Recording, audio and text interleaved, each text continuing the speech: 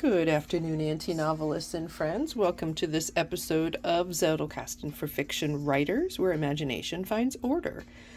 So, going on to continue down this road of step by step through the zero draft into the work in progress process, say that 10 times fast, I want to take a pause and talk about the personal struggle of your main character. Now, do I believe that every story needs to be either conflict or struggle driven?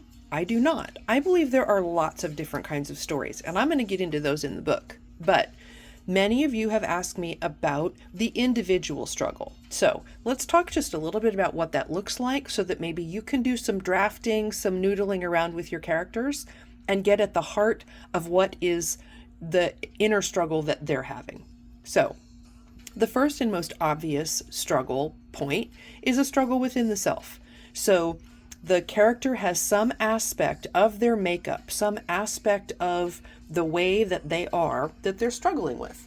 So perhaps it is dishonesty, it's a sense of failure, it's a sense of never being good enough, you name it. It could be anything that they struggle with internally, okay? So that's one aspect of self-struggle. But then we have the struggle with another person, okay? So that's where, rather than the struggle turning inward, you turn it outward and it's a struggle with another person.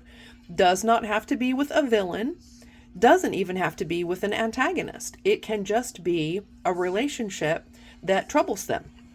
You could write a very nice, quiet, meditative study on a relationship that someone is struggling with. Lots of great stories there. So that's one. That is when the individual is struggling, either with themselves or with someone else. Now, let's look at some of the other kinds of entities or things that you can introduce a struggle with. How about a higher power or fate? These stories can be really cool, especially if they're struggling with fate, because you can insert all kinds of neat symbols and tropes and different concepts that you can toggle around like Legos and really create a compelling story, because maybe the person is having a crisis in faith. Maybe they're having a crisis in what they believe their destiny is or where they believe their life is headed. Lots of great material there. So, struggling with higher power or with fate. You can go flip the whole other direction and have a struggle with the supernatural.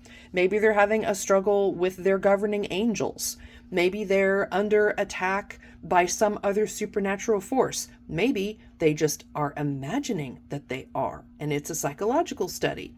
Great story fodder there. Let's abstract it out to a large scale. What if they're having a struggle against society? Think of your outsiders, your anti-establishmentarianisms, your contrarians, just your kind of off the beaten path characters. Lots of interesting stuff there when you've got that person struggling against either society or societal norms. Good stuff there.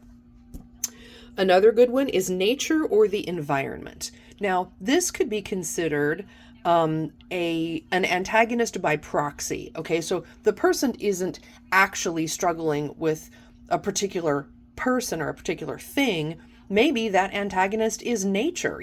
The bridge is out, or there's a tornado coming. I mean, anybody see Twisters? Whew, that was a great story.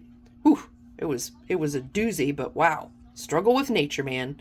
So man against nature goes back as far as stories go back.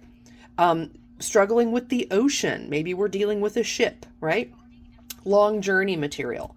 So dream up different aspects of nature. And then finally, I've got technology. Hello, Terminator. Struggle against technology. Now, that could also be a struggle against information technology, like The Net. Did anybody read the book The Net? Ooh, that was creepy.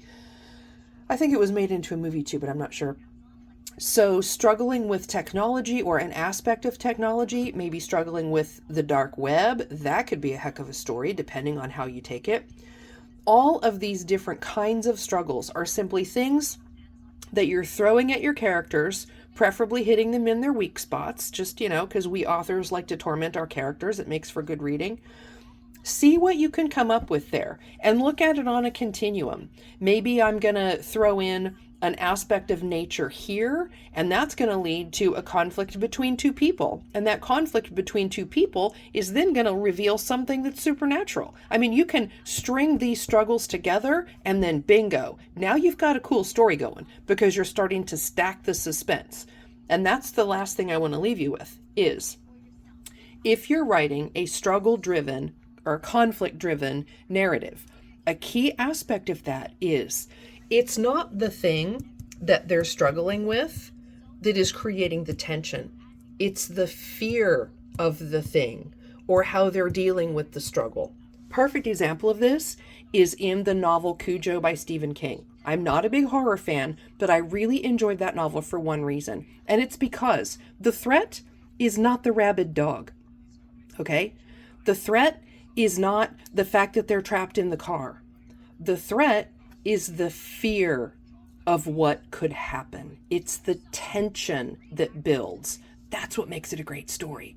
Yes, there's a rabid dog outside the car, but more importantly, that child is asthmatic, and as things heat up, literally and figuratively, he starts to become more and more in jeopardy. That, my friends, if you're a parent or you're just empathizing with these characters, is great tension and is quite terrifying. So that's a perfect example of how you take whatever you choose from the struggle list and then you use the way that your characters deal with it and how it impacts their situation in order to build up that tension if you're writing that kind of story. So think about what struggles your character or characters are having. Think about how you can position them in those situations and then how you can use those, potentially stacking those situations in order to drive that story forward.